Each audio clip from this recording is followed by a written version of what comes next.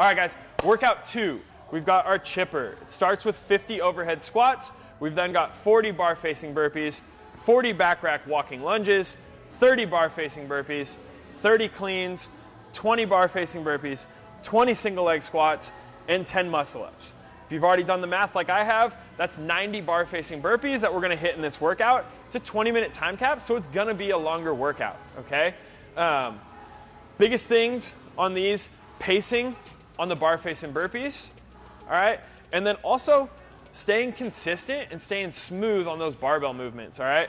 We do have 10 muscle ups that are gonna sneak up on you at the end here, but really if you look at this, you're going to have to pace enough to where hopefully if you're pretty decent at muscle ups, they shouldn't be too difficult for you at the end. It's not like you're gonna be redlining throughout this workout going into it, you know? The 50 overhead squats, make sure you're hitting that full depth all the way down, and as soon as you stand up, pop your hips and drop right back down. When you get to these bar facing burpees, we always talk about the step, then jump technique. I think that's gonna be the best way to go for these. If you start doing that jump early on, good luck keeping your heart rate down. All right, the back rack walking lunges. This is a great opportunity for you to relax your arms, okay? Keep the arms wide on the barbell. There's no reason to keep them in tight here and just fatigue your shoulders further, all right? Make sure your chest is staying up tall and you're breathing on these. Lunges are always a great opportunity to breathe, especially with it sitting on your back. It's not collapsing your lungs down at all. Again, on the 30 bar facing burpees, we're gonna go with that step, then jump technique. The next movement we have coming up is our 30 cleans. Biggest thing here is moving the barbell. That 95 and 65 is going to be light for most of you, okay? So we wanna see you guys try to knock out some chunks. Now at this point, if you're just absolutely gassed, you gotta do what you gotta do to get through those 30 reps. But we think that most of you will still have enough in the tank to be able to hang on for at least 3 to 5 reps at a time. Just make sure whenever you're dropping the bar, you're staying over it, just like we always talk about. You're not stepping back, you're not stepping forward, none of that stuff. Drop the bar, put your hands right back on, okay?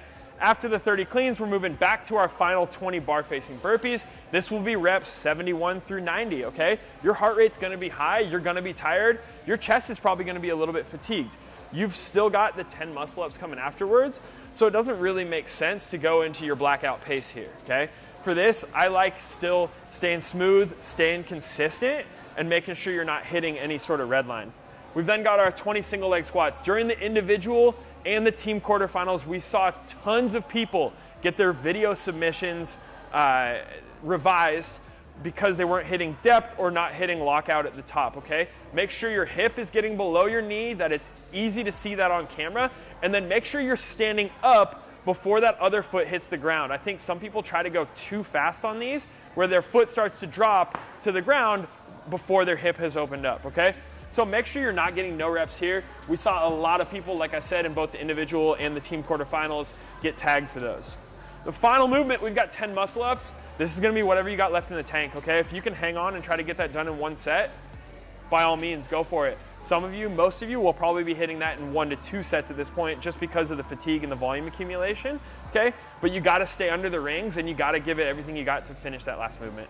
Yeah, so identify if you're one of those people that needs an extra set or not on the muscle ups now, and then you can plan your burpee pace and how hard you can go up to those muscle ups. Because 90 burpees, it's easy to go 1 second slower, 1 second faster on burpees.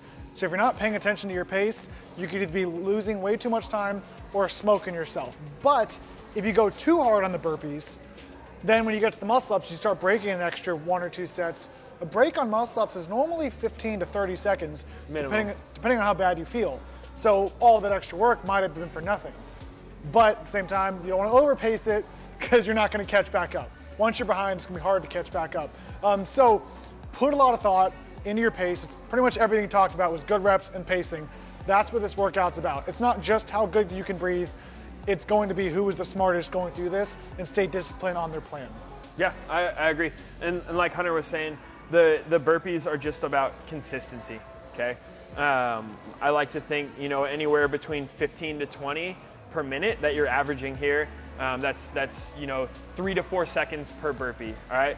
You can maybe pick up the pace as you start to go through, but anything faster than that, I think you're gonna gas yourself out too much. Anything slower than that, you're just gonna lose too much time, you know? So know what your abilities are, know yourself as an athlete, push the pace on the movements that you know you can in this workout.